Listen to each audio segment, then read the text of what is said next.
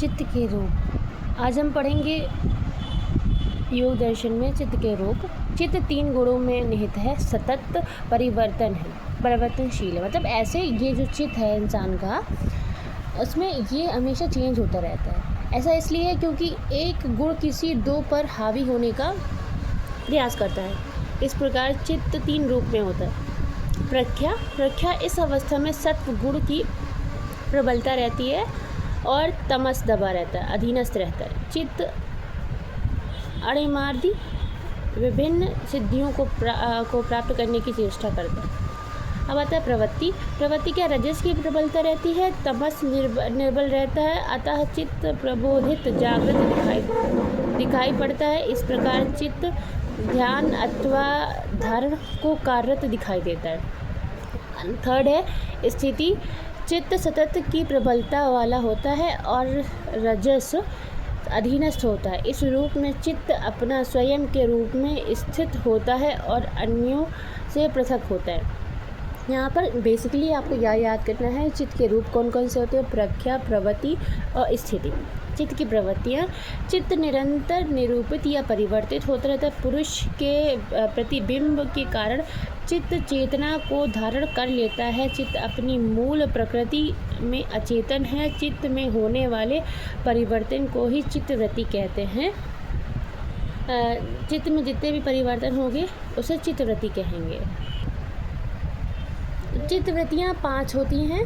प्रमाण, विकल्प, विपर्य, निद्रा, स्मृति। अब जो प्रमाण है वो योग दर्शन सिर्फ 3 तरह के मानता है: प्रत्यक्ष, अनुमान और शब्द। प्रमाण सांख्य की भांति योग दर्शन भी 3 प्रमाणों को मानता है: प्रत्यक्ष, अनुमान, शब्द। प्रत्यक्ष की अवस्था में चित्त ज्ञानेंद्रिय के माध्यम से बाह्य वस्तुओं के संपर्क में आता है, उन्हीं का आकार धारण कर लेता है। अनुमान की अवस्था में चित्त वस्तुओं को समान रूप में धारण करता है, यही शब्द पर लागू होता है।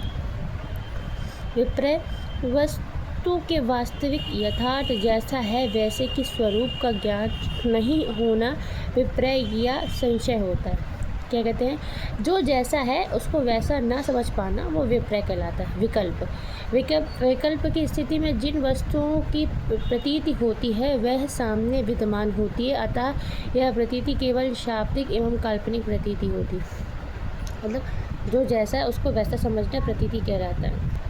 अब बात करते हैं निद्रा चित्त वृत्तियों का ऐसा प्रकार है जिसमें संज्ञा का अभाव रहता है, ये वस्तुओं के अभाव का ज्ञान होता है। इस अवस्था में तमस की प्रबलता रहती है। व्यक्ति सोया रहता है तब भी ज्ञान का पांश उपस्थित रहता है, मतलब रेस्टलेस हो जाता है, एकदम मतलब सो जाता है या आराम या ऐसी अवस्था हो सकती है। स्मृति पूर्व में याद वस्तुओं का स्मरण स्मृति कहलाता है।